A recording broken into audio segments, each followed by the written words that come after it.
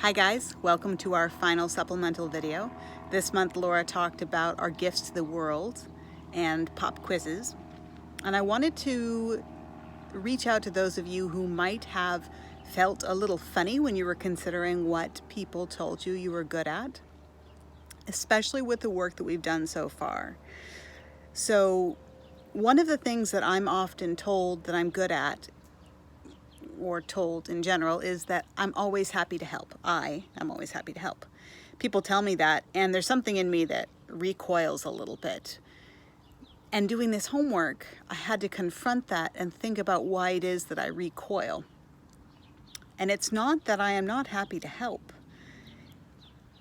The people that I help, the people that tell me this, that I'm always happy to help, to them, that's what they perceive. But to me, I say no a lot, so that when I do help, I'm happy to help. So they see me show up happy to help. But in order to do that, I first have to be happy. So what this brought up for me was the fact that what other people perceive of me as being my strong suits are my strong suits, but only because I utilize containers and because I know what a yes is and I know what a no is for me. So if an opportunity shows up, somebody asks me for help, I can feel whether or not the answer is a hell yes or a no. Even if it's a good idea, even if it's something I definitely could be good at and could absolutely help them with, I don't always say yes. Especially having done this work with Laura for so long, I understand now that there are many, many, many ways in which I can contribute to the world, but I cannot contribute unless I am connected to myself first. So I have to honor where my yeses are and where my nos are.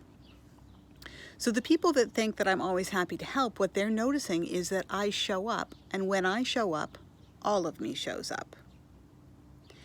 So if in doing this homework, you were thinking about what people say, and maybe they say things like, oh, you're so selfless, you're so generous, you're always giving, you always think of other people.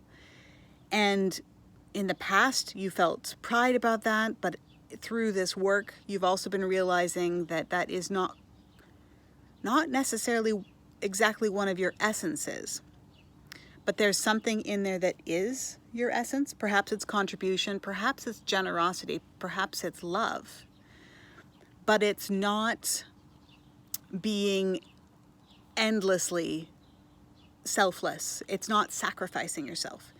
If you utilize containers, that becomes a true gift, not something that injures you in the process. So if when somebody says, oh, you're so selfless, or you're so generous, or you always think of others, you recoil a bit because you realize that for a long time that's been hard on you, you might consider that it is a gift, but it's a gift when you have a container. So for me, I might have an opportunity to help somebody move, but I know that I want to show up and be happy about it and work really hard, which means for me, I may show up and only work for 2 hours or for 3 hours.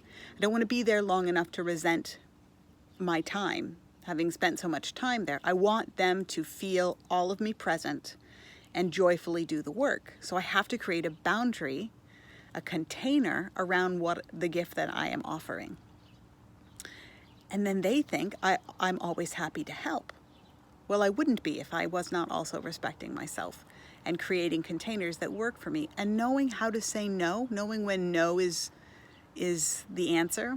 I don't often have to say no because usually when somebody asks me to do something and it lines up with my schedule, I can say yes and I can create a container that is safe for me. Yes, as long as I can bring my dog, or yes, I can do that when I'm coming through town, or yes, I can do that in the morning. I can absolutely do that in the morning.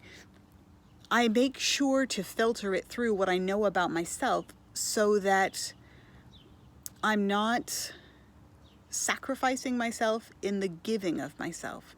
Because in my opinion, the biggest gift that I give is me, all of me, not just a struggling version of me or a hardworking version of me, all of me. Anyhow, I hope for those of you who are feeling sort of a little uneasy about this, about that homework, which I am so glad Laura asked the question, how do you feel when people say this to you? Because I think that is what made me really think about, hey, how do I feel about this? Why is it that I used to have a problem with people saying that? And why is it that now I understand? It's because I understand myself, and I understand that my gifts come in containers, and they don't have to be free-floating or continuous or unending. None of that is true. I get to choose. I look forward to talking to you guys for the last time for our group session next Tuesday. Have a great day.